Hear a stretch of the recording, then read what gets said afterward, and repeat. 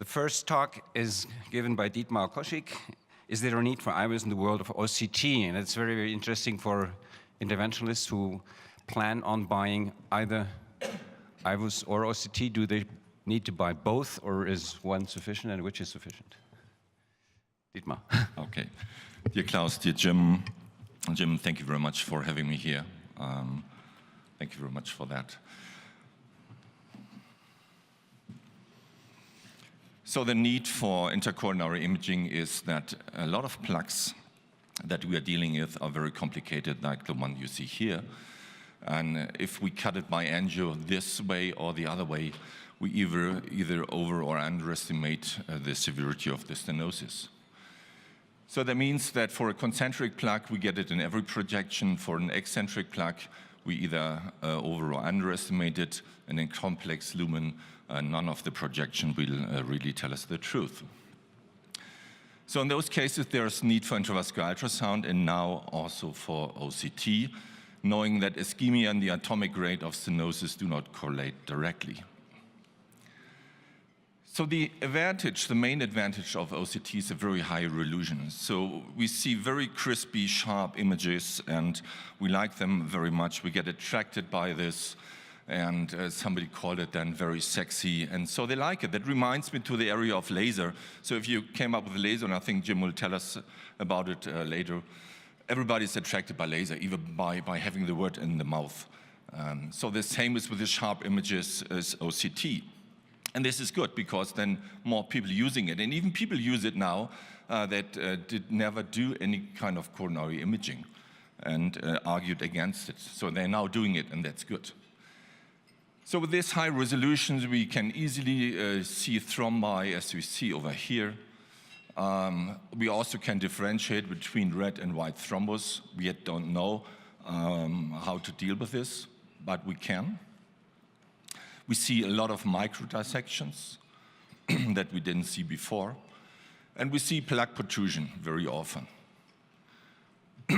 Also, stent malapposition, we can see very sharp. We could have seen them before in intravascular ultrasound too, but the resolution was much lower, as you can see in 2D and also in the chroma flow mode. So the bioresorber stents, this is a must for OCT. IVUS is very weak in those indications. So what's about all those additional information? This is data from a registry from about 900 lesions with 1,000 stents. And they did find very often edge dissections in about 30%, incomplete stent apposition 40%, and plaque protrusion in over 90%. So it means after an intervention, plaque protrusion is something, let's say, normal. So what to do with this? Kawamori, they showed that those edge dissections are self-healing over time. There's no significant restenosis. And also with the plaque protrusion, there's mostly no restenosis. And Waxman put it nicely together. He said, however, the clinical relevance of these small, detailed features detected by OCT has yet not to be determined. That means we see a lot more. We don't know exactly how to deal with it. So is there a need for IVUS in the world of OCT? And I give you the answer in advance. I would say yes, and I'd like to show you the for me, most three important indications. So the first one have to do with imaging directly. It's the renal function. So we know that the contrast-induced acute kidney injury after PCI is one of the major causes of in-hospital and long-term mortality and morbidity. Not only, but especially in renal dysfunction. And we have a lot of those patients. And OCT, as we all know, requires contrast injection to displace blood from vessel lumen. And in the recently published doctor's trial, where there's an OCT versus an angio-guided arm doing PCI in acute coronary syndromes, 240 patients. The OCT arm in mean did need 70 millimeters of contrast. So we have to be careful in patients with a kidney injury. The second one is penetration. So as a result of the excellent and fantastic resolution, the penetration of OCT is very low. That means that for left main and the proximal big vessels, they are often not fully visualized by OCT. So this can easily be done then by intravascular ultrasound. This is a distal left main stenosis. by angiography about a 60% diameter stenosis.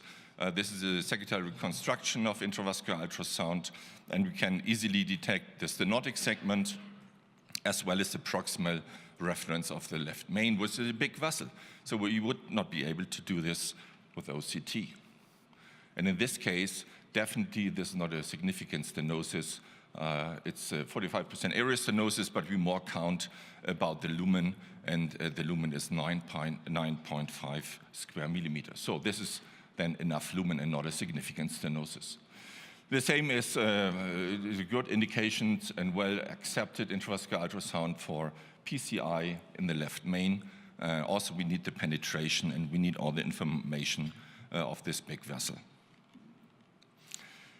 Penetration, another example, in this patient, this 50-year-old male had a recurrent typical angina pectoris. The left coronary artery was okay, and we had this kind of haziness down here. So we did intravascular ultrasound, and from distal to proximal, you see that the vessel is getting bigger and bigger. It's a huge aneurysm formation, plus a thrombus at exactly that site, and this clarifies the clinic of this patient, and now it is getting to normal size, more proximal. So again, we need a lot of penetration to see what's going on, and this can only be done then by intravascular ultrasound so far. Also, FFR wouldn't help if it would be positive. The FFR, what to do in those lesions would be negative, leave it like it is. No, that's the solution. This patient needs anticoagulation or double platelet therapy, whatever you want. And the third thing is the remodeling. I'm wondering why remodeling doesn't play that role anymore, even in the OCT area, because remodeling is very important. So we have the positive remodeling, that means the enlargement of the vessel due to plaque growth. It's a kind of a way to compensate the lumen that's going away by atherosclerosis. This is the positive remodeling. And the negative remodeling is the further shrinkage of the vessel, why atherosclerosis growth. And for also these two things, we need a lot of penetration. And we know that the plaques with the positive remodeling, they have more clinical events, more death, more infarction, more TLR. They have more necrotic core and they have more TICVAs. So that means actually those are the active plaques. And we need penetration, we need to go deep down into the vessel to see this and to identify those active plaques. And therefore mostly we need then intravascular ultrasound in comparison to OCT. And this is nicely shown by Hong et al. That the positive remodeling is associated with a higher risk of death, infarction, and TLR. Negative remodeling, also important. This is a proximal left main stenosis. Patient has a typical clinic. You see the stenotic segment on the left-hand side and the the distal reference on the right-hand side. And if we do the measurements, you see that the lumen has about 7 square millimeters in the reference side, what is okay. And here you see that this is significant stenosis, 3.6 square millimeters is a significant left main stenosis. But we see, beside the fact that the lumen size is going down in the stenotic segment, we also see that the vessel is shrinking. That means we have to think twice about putting a stent in here, because we stretch then the vessel so much, then it can get ruptured. So negative remodeling, also very important information we have to get, and mostly we do by intravascular ultrasound.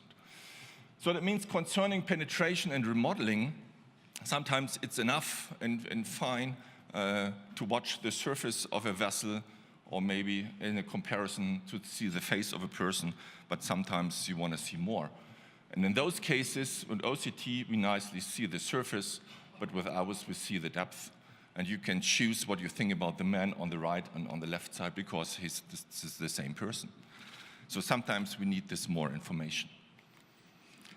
So is there a need for IRIS in the world of OCT? I would definitely say yes, and I showed you examples for that. But that's not the question.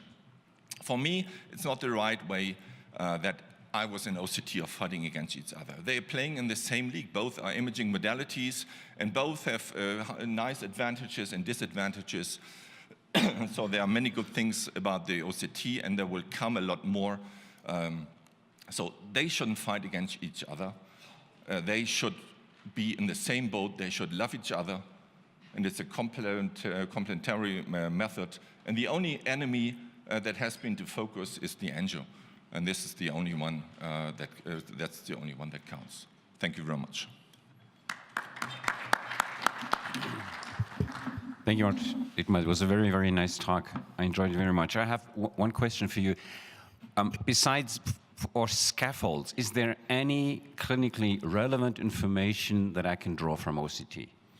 Not in a prospective randomized study, and this will come. There are a lot of single observations like microdissection thrombi, some went out positive, some went out negative, mostly in registries or small number of studies. I'm sure there will a lot will come in that field, and I'm looking forward to it. So for me, it's not an either. It's just a common method that you use in the cath lab, and we will have indications for OCT, and we will have indications for intravascular ultrasound. But more studies are needed, and they will come, and we're looking forward to it. Thank you. Any questions? Any comments? Yeah. Thanks for the talk. One question, you mentioned 70 cc's more contrast and so forth for OCT. Do you use other modalities to clear the blood speckle other than contrast? Not yet. Okay. So we are all waiting for other modalities to clear it out. Officially, it's not on the market. If it will be so, this argument for the renal failure group will fail, definitely. But nowadays, maybe 70 is high, but this is then a study that said that maybe you need a little less, but if you really do a guided OCT use, then they came up with that number. We are doing a very, very good job with angio-guided PCI, and it seems that we still need to point out which specific subgroup selected patients will benefit from OCT and IVUS. When IVUS was introduced, well, what happened was that we learned to do angio-guided PCI without IVUS. We learned from IVUS how to do PCI without IVUS. Yes. I think we also learn in some perspective how to better do an intervention with the OCT, but this is then something we have to learn. All those fine detailed informations we get, nowadays we don't know how to deal with it, but maybe in the future we will. So it's in addition. I think a good cath lab has to have OCT, IVUS, and FFR in the pocket and use it in certain kind of indications. And studies have to show us what kind of indications that are. I didn't want to stretch studies because that's not very fair, because IVUS is on the market 20 years, OCT only a few years. So there are quite more studies with IVUS, but those studies will come for OCT too. Yes, please. One more indication, that's what I personally think, is that sometimes you see strange kinds of lesions. You really don't know what it is. Yeah. Is it atherosclerosis or something else? So then it's very nice to have a look with IVUS and OCT, even if it doesn't really influence your choice of treatment. That's a good question. It's shown that the strategy of the PCR, post-dilatation, etc., changed a lot after using OCT, but just by a single opinions. If you see something, little edge dissections, whatever, you may feel to do something, but this is not proven in studies. So there's a lot of change during the intervention, but this is then not based on studies. It's more the single observation of single users. There comes the oculomotoric reflex. Yes, yes. Okay. It's like if you paint a wall and it looks perfectly, you just have to look from the right angle to the sun. You always will find something that's not very shiny, but the question is to repaint it or to leave it like it is. And this is the answer we are waiting for. Okay.